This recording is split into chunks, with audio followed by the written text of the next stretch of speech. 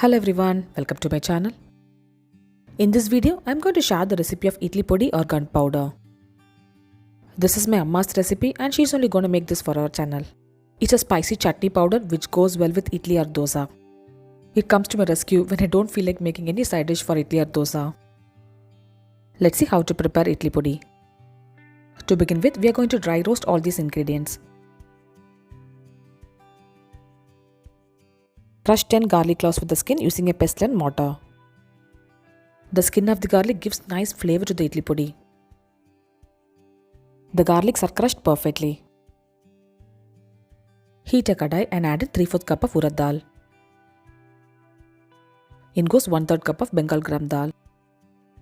Dry roast everything in a medium flame. We have to roast it in medium flame so that it cooks perfectly. You can remove it once you get slight golden brown color. To the same kadai, add in 2 tablespoons of white sesame seed. Dry roast it without changing the color. Do not use black sesame for this recipe. Remove it from the kadai once it's roasted. To the same kadai, add in 15 Kashmiri red chilli and a fistful of curry leaf. If you're using regular red chilli means you can reduce the quantity of it. Kashmiri red chilli gives nice flavor to the idli podi. Both are roasted and you can remove it from the kadai. Add in 2 tablespoons of ginger oil. In goes the crushed garlic. Saute it nicely and cook it in medium flame. The garlic should turn crispier and golden brown color. At this stage, you can remove it from the kadai. All the dry roasted ingredients are taken on a plate. To that, add in salt as needed. In goes 1 teaspoon of jaggery. Add in 1/4 teaspoon of asafoetida.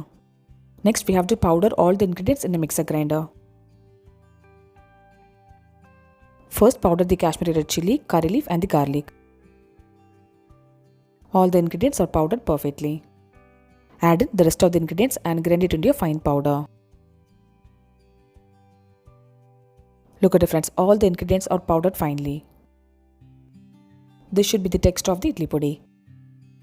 Store it in a dry jar. You can store it in room temperature for up to 3 months.